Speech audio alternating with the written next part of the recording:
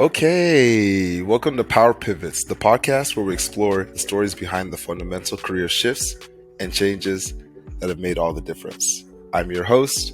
I go by Hatu, and today we're joined by Molly Jensen. Hi. Molly. Hey, how are you? How are you? Good morning. Good morning. Thank you for making time. Of course. Good evening to you. I mean, the time is pretty significant. It's wild. It's wild, but somehow we were able to make it work. Yeah, no, I'm excited about this. So thank you for considering me. Of course, of course. Thank you for coming on. So, I like to just jump into it generally and ask people about their PowerPoints. So, PowerPoints are three words or phrases that describe you, encapsulate who you are as a person. So, for you, what would you say, Molly, are your three PowerPoints? I think I would say resilient, Okay. kind, and determined. Resilient, kind, and determined. Okay. You want to tell me a little bit more about why you decided to pick each of those? Sure. I mean, I think life is really challenging for everyone. And I think this late 20s into your 30s requires a lot of resilience. I mean, people are going through a lot, whether it's mentally or with their family or with what career they're doing, if they have a partner. And I think you constantly just have to put one foot in front of the other. And if you're equipped with the ability to kind of push through, which unfortunately I've had situations that have forced me to do, it becomes a skill that you can really fine tune. And kindness, I think, is like the most attractive quality that anyone can have. I think if you're a kind person, you could be a good person. I genuinely think people deserve kindness. Kindness and curiosity are neck and neck when it Yep. comes. And then determined, I mean, I feel like the work that I'm doing is really fundamentally important. And I feel very laser focused on that. So, because the mission of why I'm doing this and the vision of the business to me feels so big, I'm very determined to make an impact in that space. And I recognize that all of the decisions I make are on behalf of the creator on the ground. And I take that really seriously. I don't take that as just a privilege to have a job like this. There's a real responsibility to do right by the creators on the ground. And I'm really determined to continue to do the right thing, whether it's through speaking to creators or getting in conversations with people who are decision makers when it comes to advertising, or taking up space in rooms that maybe traditionally we haven't had the opportunity to do so. And also speaking other people's names in rooms that they're not in. It's not anything at all to do with me. It's about the industry and the ecosystem and making sure that as a unit, everyone is getting to take up space, because I feel like what we're really essentially talking about is digitizing African stories. Right. And African stories are so paramount and fundamental to the DNA of the culture of the continent. So yeah, I'm very determined to make sure that that byline shines through. So that's why I have Absolutely. those things: resilient, kind, and determined. Fantastic. I love how they all tie into each other and it all ties into your story. Those are very good ones for sure. I've known you for a little while. I don't know if those are the ones I thought that you would pick, but Oh, it makes it hard. No, not in a bad way. Not in a bad way. Always try and guess which words I think people are going to use, and I'm never right. But I always love that I'm not right. It always adds more to the conversation. But they always say that the story is told in hindsight, and hindsight is 2020 vision. So put your 2020 glasses on. Tell me your story. How did you get to where you are today? sure. Well, I think a lot of what I've done professionally has been most successful when I deal with people. So after I graduated college, I had a BA and I was focused on marketing. I worked in a sales capacity in a payments space. So working with breakage, working with gift cards, understanding that. And I really liked the account management side. I also did some event production and planning. Again, my favorite piece of that was really understanding what people wanted and how to manage expectations, how to exceed expectations, how to make them satisfied. I worked in a family business in real estate, which is about people making potentially the largest purchase in their lives. Of course. And when I came to Kenya, I moved January 3rd, 2020. Oh, So wow. then Wow. pandemic Great kind of timing. hit. Yeah. And I wasn't necessarily focused around finding a job. I felt like it was a really good opportunity to find the right job. And the reason I say that is because I don't feel like people often get the opportunity to completely break from what they were doing and pivot, for lack of a better word, Great to a word. they're intentionally wanting to be in. Yeah.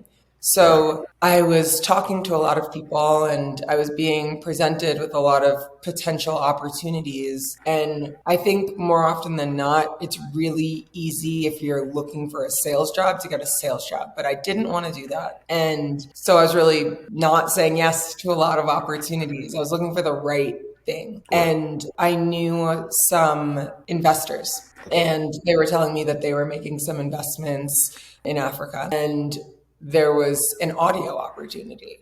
And I thought that was really fascinating because audio is so powerful on this continent. It's so important, right? Like radio is the most trusted medium on the continent. We're a continent of storytellers. People are comfortable getting information from an orated perspective. And Right. now we're at this intersection of technology, media, audio. Podcasts are growing. The orange economy is growing. Creators are really, really a powerful piece of this puzzle here. And I thought this is an exciting opportunity. And who could potentially be an expert in podcasting in Africa right now? Because the thing is, the industry is growing. No one knows the right way to do it. And I think from my own personal position, it gave me an opportunity to be comfortable at potentially not being great at something, right? Okay. Like when you step into an industry and there's legends behind you and you're on the shoulders of giants, I think sometimes you're measuring yourself up to a bar of someone else. And here it's like everyone is figuring it out. We're all trying to figure out the right way to do it. Of course, there are some metrics that people are looking at in the West, but Africa has its own unique problems, its unique solutions, and its unique opportunity. And I do think that the opportunity in audio in Africa is just massive. Like podcasting is the fastest digital growing medium on the fastest digital growing continent in the world. And that's different. Yeah. So knowing that these investors had a portfolio that was including audio on the continent, I was really interested in that. And I started learning more about it. And I started consulting and I slowly immersed myself into the business. And with an investment, I stepped into leadership. And that's how I Okay. ended up as CEO. Dope. Dope, dope, dope. I have so many questions. And I mean, honestly, fantastic story, right? We met when you were in New York. I remember when you told me that you were moving to Kenya.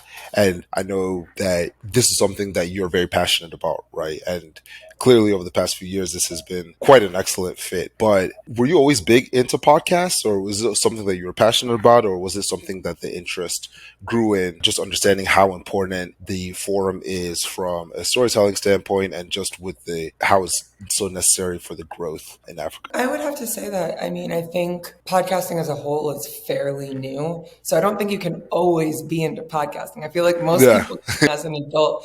And I think for me, prior to this role and really being immersed in this role, or when I was engaging with audio, it was more so from a clips perspective, whether they were clips of podcasts on social media or whether they were like video casts before, or vodcasts before we really got into it.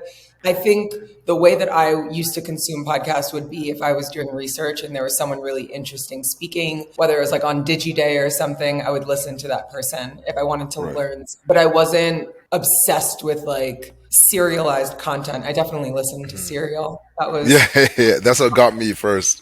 I think that really got a lot of people.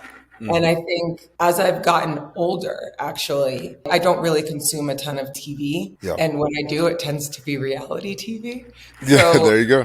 looking to learn, I think I like that I can have podcasts in the back, right? Yeah. Sometimes I don't want to listen to music when I'm cooking or when I used to drive because I don't drive here. It just kind of depends on my mood. We're multifaceted, complex people. We can do Yeah. multiple things. But I would say that probably in my early 20s, I was not consuming that many podcasts. I was consuming podcasts as I was interested in the topic. And then Yeah. probably in my later 20s, I got interested in specific shows. And those shows were more conversational about like women's experience, specifically where I was at the time in New York. And then when I moved to the continent, audio is everywhere. And Yeah. I got really immersed in it and I learned a lot. And I think you have to come from a position of learning, especially if you're stepping into an industry. So I spent a Yeah. lot of time studying, a lot of time reading research. I am all over the newsletters and also doing a lot of listening, even showing up in spaces that traditionally like weren't for me. For instance, I went to a podcast launch before I even got this job. And the podcast was in Sheng, and that's a dialect, a local dialect of Swahili. So it's like slang, I guess you could say. Yep. And obviously, I don't understand Sheng, Yeah. but they had a couple of computers in the back on YouTube with captions in English. And I was Yeah. back reading it just because I was curious about what was going on with vernacular. And this was before even stepping into this role. So I think as a whole, I've been really interested, but I definitely have become more fine-tuned and laser focused as I moved to the continent. And then additionally, more so when I stepped into this role. That would be my Yeah. natural, honest progression. Okay. Yeah. No, that makes a lot of sense. And I think that you touched on 2 points that I wanted to dig into a little bit more. Number one, the immersion, right? The research process of being able to fully just understand the scope of the industry and prepare yourself. So I wanted to kind of see some of those newsletters that you're referring to, some of the research that you use to prepare yourself. And then two, just from a personal standpoint, like, how did you feel that you were ready, right? Like, being the head of an organization, of any organization, is no easy task, not to speak of one that is a space that you haven't had prior experience in, right? But how did you get to that point and say, you know what, I'm ready to take this on and I think I can do this well? Sure. So I will go in order on those questions. The first one, in terms of resources. So I think in order to be, what did one of my friends tell me? A long time ago, one of my friends told me the first step of being good at something is being bad at it. Said it in a different way. I But love that. that always stuck with me because the thing is, nobody is good at the gate at anything. And I think you learn from your mistakes and you hope you don't make those mistakes again. But also, you have to know what you don't know. That's that first step of being informed. And when you're put in a position where you have responsibility, regardless of the industry, the space, or the field, I think you have to be honest with yourself that in order to be good at it, you have to study it. Like, things do not come naturally. You need to work. And so what I did is a lot of research. And there was a couple of newsletters that stood out. First one is Pod News. The gentleman, James Quidland, I think he has a really credible voice in podcasting. And every day he has a newsletter, and I would wait for that newsletter to come out and I would read everything and I would click the links. And you could not out talk current podcasting to me. And this was before I took the role, but this was when I was in the space.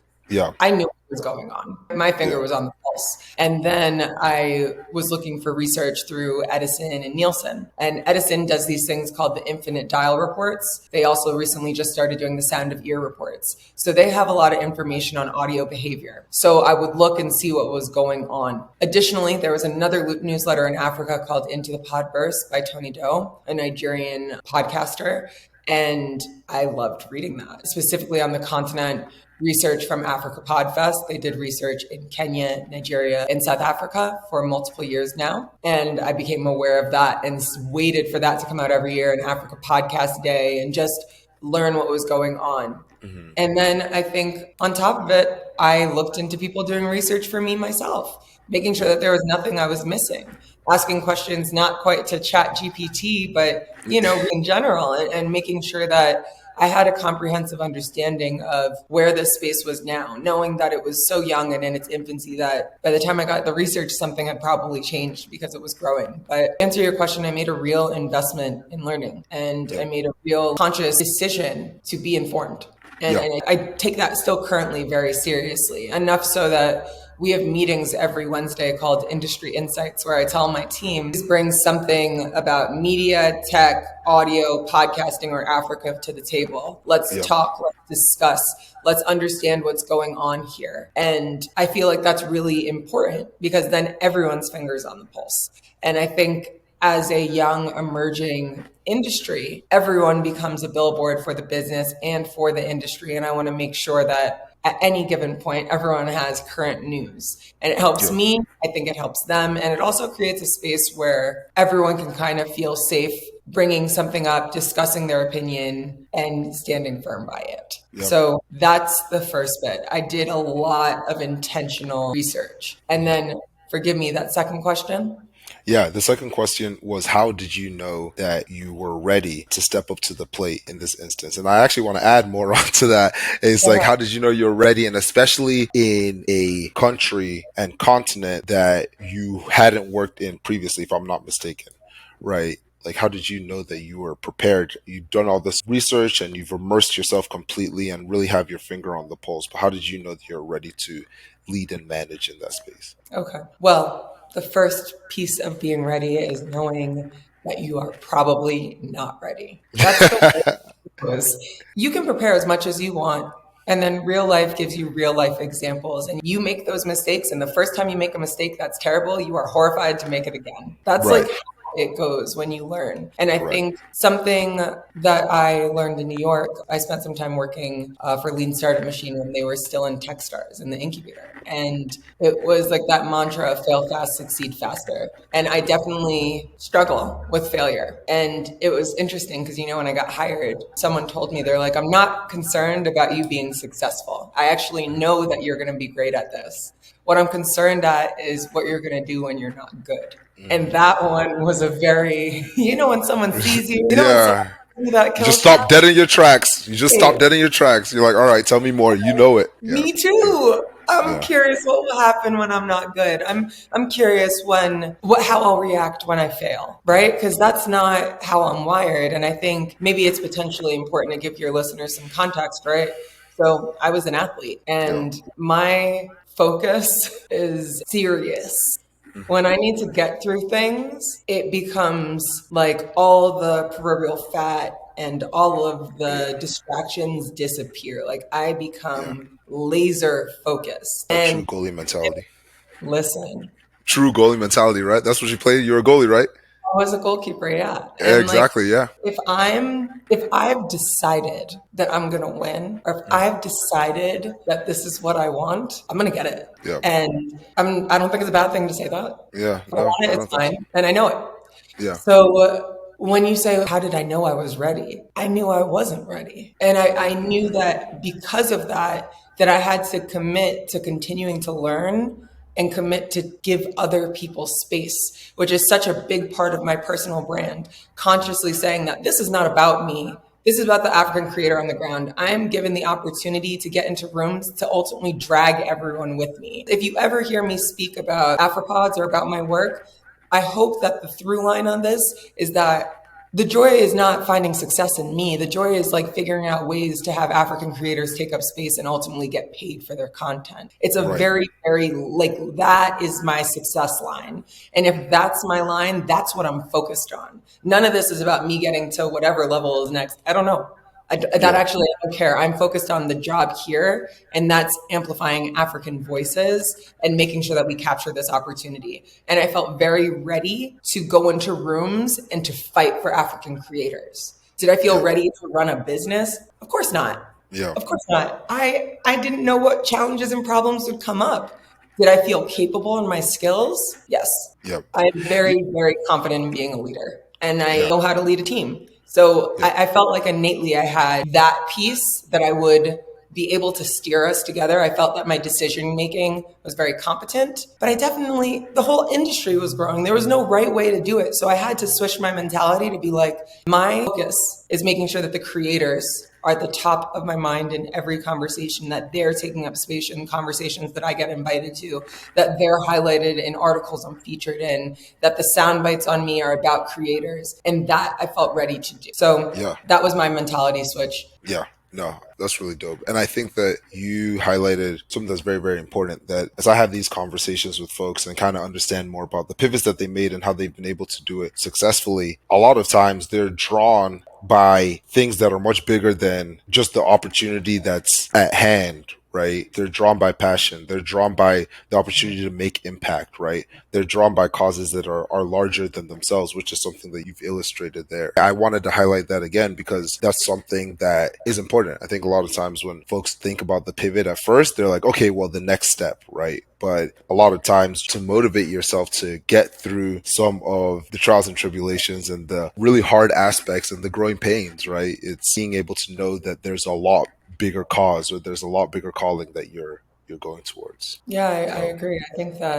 I think that if you really find a North Star that feels important to you, especially when it comes to work, that you're in a really privileged position because you get to spend a majority of your waking hours working on something that you find valuable. And I think that if you don't, then you need to kind of shift your view on your work until you do, because yeah, that is where you're able to lean in. And I think yeah, that's where you're able to really develop like an authentic excitement or passion for the work that you do, right? yeah, Like that's important. hmm, Like work is a way to make money, to fund your yeah, life. You can't forget that. yeah, And opportunities, even sometimes, I mean, it can feel really challenging, especially in times like this when there's a recession or people are getting laid off and you just keep what you have. But at the same time, there's a lot of opportunity in fear. yeah, You're scared, or when you have to make a way, yeah, you will find it. exactly. And I think I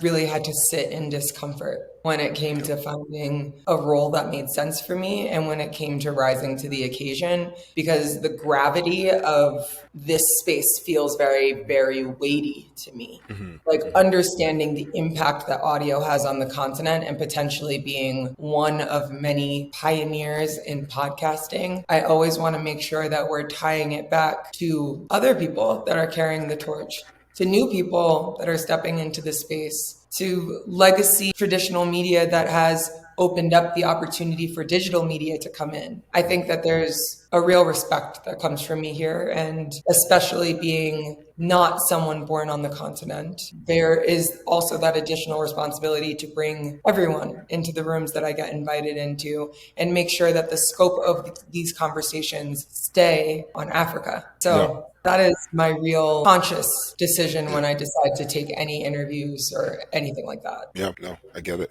Has Power Pivots inspired you to reevaluate your career path? If so, look into Power Pivots Career Coaching. Whether you're interested in career discovery, job description dissection, or interview prep, I take a tailored approach to helping you understand your ultimate career goals and get closer to them. Interested? Fill out the interest form at the bottom of the show notes for your free 30-minute consultation. For any questions, email hatu@powerpivots.co. That's HATU at powerpivots.co. As always, pivot powerfully. I want to also go back to something that you said before. I think when people talk about pivoting, it to a certain extent is a reinvention, and it should feel like that. But you do have to leverage and lean on a lot of previous experience that you've had, right? Or innate characters that are still there, right? So I think that you mentioned before that you had a sales and marketing background, right? You mentioned before that the people are a big focus for you. You briefly mentioned that you had experience with Techstars, right? As well. So I just wanted to ask you, like, how important do you think the culmination of those experiences have been to get you to this point? Sure. I mean, it's hard to understand what your transferable skills are until you're put in a situation that they need to be transferred to. I need you to say that again because that is so important. Say that one more time. It's hard to know the transferable skills that you're going to need to apply until you're in a situation that you need to transfer them. And I Hmm. think it was always such a opaque question when it'd be like, what are Yeah. your transferable skills? I'd be like, where do I need to transfer them to? Yeah. What Yeah. with them, Yeah. and I think I'm very confident in myself and my abilities, right? If you decided to tell me today I was going to work in sanitation, oh, I'm going to be the best at it. And Yeah. sure, it's not something I want to do, but I think I'm really hardwired for winning. It's not even Hmm. just success. Like in my mind, it really looks like winning and losing. Yeah. And I think that I look at my experience and my trajectory and my networks and my access, and I feel very confident that I could learn about any space enough to contribute value to it. Now, do I think I could learn about any space and be the best at it? No, I'm not cocky in that way. But I do think that I take a very strong stance on learning.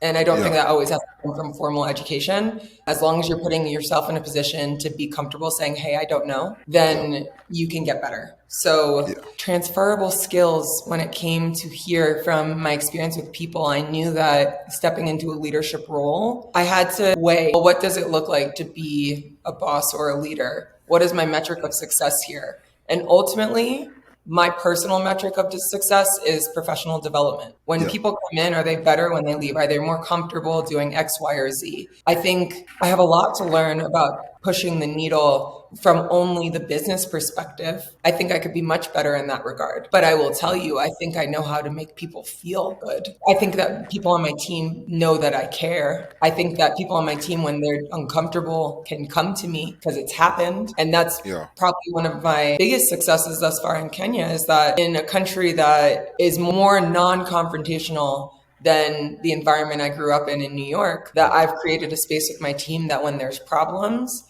that they'll bring it to me. That's a big deal, right? And I think you have to remember, work is work, but you have to stop everything as soon as you feel disrespect. I could fight with people I'm blue in the face about work, and it's nothing. I'm not going to lose sleep over it. But as soon as it crosses the line where it becomes emotional, I think that's where you have to pause. And there's so much talk about emotional intelligence and leadership, right?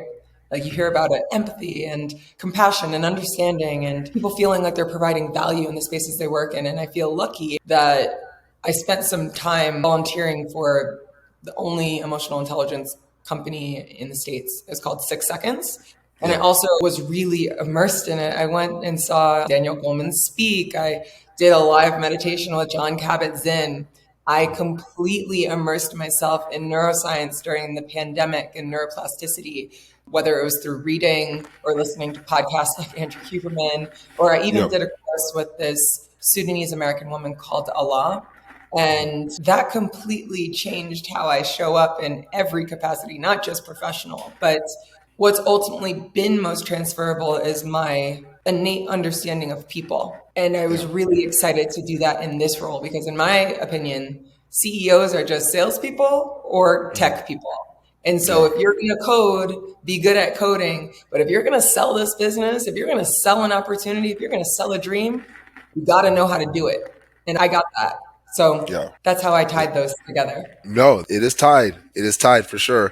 And I think one thread that I'm starting to pull here through our conversation is that from your standpoint, there's a difference between knowing and not knowing. Right. And when I say that, I'm referring to, you have to show others what you know to get into these kind of positions or to be able to make this pivot, right? Like showing them what you know through your transferable skills, right? And painting that picture for them. But on the flip side, you know what you don't know, right? Or you know that you do not know completely and likely will never know completely. So that's where that immersion comes up in the background, that research, and tying those two things together are what makes a successful pivot possible. Oh, I love that. That was so succinct. I wish that was you did. That came through you. I'm just sitting here listening. I'm just listening. You gave all the words of wisdom. I'm just trying to loop it all together. Well, what's interesting? I think that the entire podcasting industry is trying to figure out, how do you make this successful? How do you make this sustainable? How do you make this profitable? And I think even more so in emerging markets, where the pickup rate is super high. How do you make this successful? Anyone who tells you that they are truly an expert in podcasting in Africa, don't think they're telling the truth, because we are growing and changing so quickly. And I think that Africa has the opportunity to be the largest podcasting market in the world, but I don't think that it's going to look the way it does in the West. And I think it's because you have a continent of people comfortable with a behavior that is required through listening. We're talking about people have smartphones, right? Like people are on TikTok, people are on social media, and it's not just in the urban areas. If this behavior picks up, it could be massive on this continent. And I think we cannot understate the opportunity to memorialize mother tongue and vernacular language. That is an exciting piece of this puzzle. And is it being weighed the same way as traditional Western podcasts? primarily in English are, I don't know, but I would tend to guess I don't think so. So to kind of wrap that loop, the knowing and the not knowing, yeah, that's really important to me. And I think I've learned it's not a bad thing to say I don't know. It really isn't. If you're curious and you're willing to learn, I think that actually could potentially be a strength to be aware of what you don't know. Yeah, no, for real.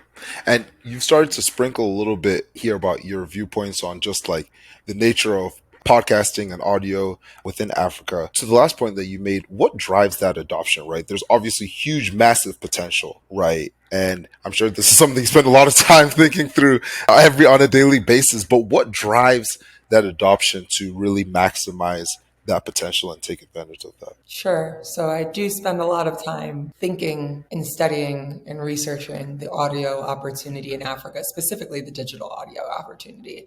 And right now, like I mentioned earlier, I think we're in our early infancy and early adopter period. What we're seeing move the needle on that is truly the cool factor, right? So in Kenya, I'll use as an example, some of the biggest podcasters were ex-radio hosts. And even this one woman was the first syndicated podcast on radio. So people got exposure that way. I think that when you look at other parts of the continent, you're seeing real, true audiences being built through social media. And I think that people have been able to turn those into not just audiences, but niche communities that they've then been able to monetize through live shows, through merch, and engage people to anticipate their next podcast or piece of content coming out next.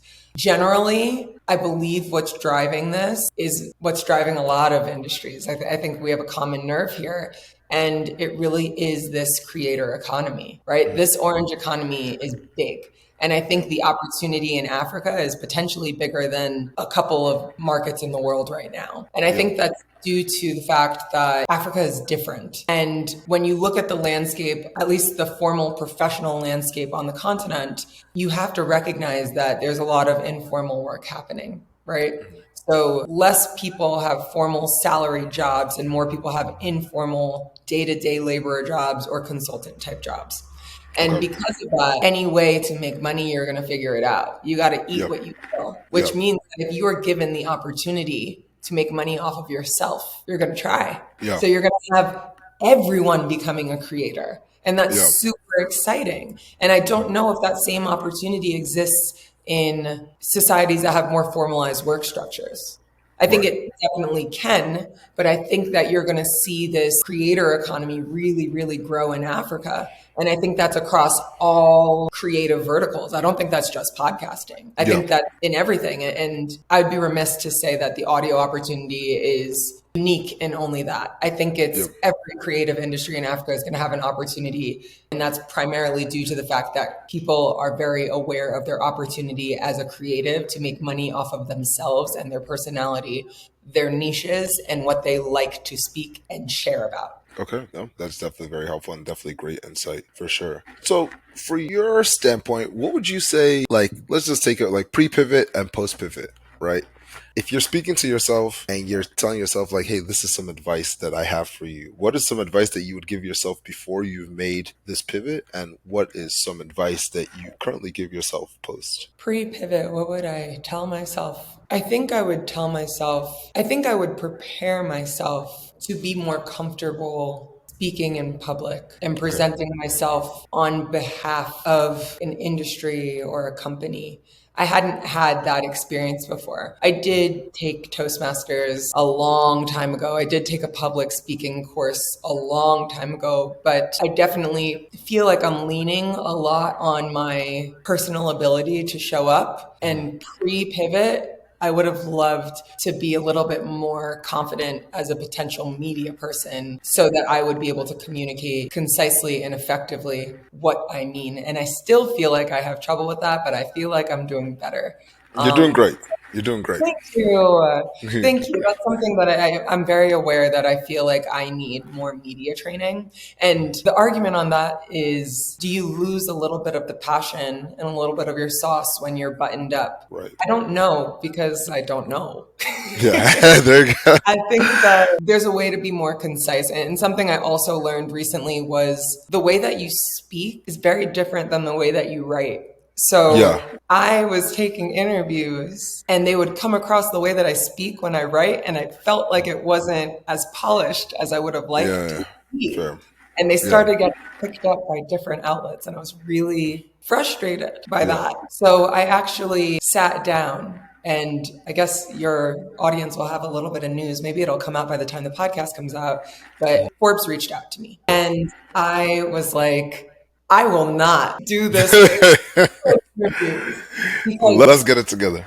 Let's get it together. Because the thing is, what really frustrated me is I did an interview and Reuters picked it up, and it didn't look as good as I wanted it to. So I would say pre-pivot, if I knew all of the things that were going to happen, I would work on media training. And that would be not just speaking to people and making sure I'm expressing myself in a way that's concise and powerful and dynamic in one go, but also making sure that that translated to how I was writing and how I was showing up when people were reading about the business and understanding the process it took to get here, or why I feel like this mission is so important. Yeah. And then additionally, post pivot. So, or where I am now, because maybe I'm in the process of pivoting still. We're not sure. Okay. Right? Listen. How about say, if it's breaking news, let me know. No, I'm messing with you. I'm messing with you. I think that post pivot, I am now in a position where I'm very aware of how I show up in spaces. So whenever you see me on a stage, I'm wearing an African designer. Okay. If I can have enough time, I'm making sure that my hair is either in braids or in a way that I feel like potentially isn't as traditional. And I say that because I feel like being in new media, I have a really cool opportunity to bridge the gap between creative and cool. And the easiest way to do that is through clothes, in my opinion. I'm a younger executive compared to some of these traditional media executives. I'm working in a creative space, and I talk to people regularly, talk to these podcasters regularly. So whenever you see me dress, a lot of the times I'm looking for a unique fabric, whether it's Adira in Nigeria, or they call it Kitenge, but Ankara in West Africa, Kitenge in East Africa, batik from Tanzania. I have a really strong desire to highlight fabric. And when I stepped into this role, I asked a friend of mine who's in fashion, I've never had to present myself in a way that I felt also represented a business. How do I want to do this? And she said, it sounds like you want a 50% African wardrobe, 25% luxury, 25% basics. I said, yes, that's what I want. And she goes, but I think that maybe you want to focus on African neutrals. Since you're a New Yorker, you don't wear a ton of bright, bold colors. Maybe you want to focus on high quality fabrics like silks and cottons and browns and creams and whites. And I was like, oh my God, that sounds amazing. And then you know what I did? I bought patterns. Yeah. I couldn't even help myself. I was like, yes, I want brown. What am I going to do? Buy blue pants. And it's been a really exciting learning process in that, because now I get to show up in spaces that I feel I can be myself. I can be dynamic. I can show the vibrancy of the continent. I can wear local designers. I can highlight some of the creativity that's coming from fashion here, as well as the creativity that's coming from storytelling. And so post pivot, I've become very, very intentional of how I take up space and what it looks like when I take up space. And I hope that byline continues to be about other people and not about me. Like, I hope that when you look at me, you're like, she cares about African people. She cares about African stories. She cares about African clothes. She cares about African fabric. She cares about African beauty traditions. She cares. And that for me is something to be proud of. Yep. Awesome. Well, parting words of wisdom. If there are people who are listening to this, which I'm sure there will be, and they're saying, wow, I want to grow up and be just like her. What are some parting words of wisdom that you would give them of, just trying to elevate to the next level through their pivots, or trying to take on a role from an international standpoint in a market that they're not as aware of? What are some words of wisdom that you would give them? I think the biggest parting word that I would give to someone that might shed some wisdom would be to really lean on your your community. I have learned firsthand how challenging it is when you have to re-establish community. And someone told me the community shows up when you need it. It may not be the community that you think will show up. It may not be the community you want to show up. But when you need communities, there will be something that shows up, and you have to be open to receiving it. And I think the hardest thing about being abroad is, especially in this age, is that you're missing on really key and critical moments of people's lives that you've loved your whole life or that you've cared about. And you need community to get you through. You need people who know you to call you out. You need people to tell you that they're proud of you and to help you make decisions and give you advice and to leverage the networks that you have, which is also part of community. Who do you know that does this good? Who do you know that can open a door for you? Who do you know that can rip apart your deck? Who do you know that can help you with a consulting proposal? And so that community aspect is really, really, really important. And I think the way that I imagined community supporting me and the way that I see community operating here and the way that I need community to show up for me are all very different and all very important. So I would say be intentional about creating community if you're moving abroad. Be intentional about leaning on your current community when you need help. It's not a bad thing to ask for help or say that you're struggling. And I would say be open to new ways of making community or feeling connected. Okay. Well, there you have it, y'all. Molly, thank you so much. It's been my pleasure, Hatu. Thank you for inviting me and thinking of me and allowing me to take a little bit of space. Oh, no, absolutely. Thank you. We are honored to have you. This has been fantastic. Honestly, this has been such a great conversation.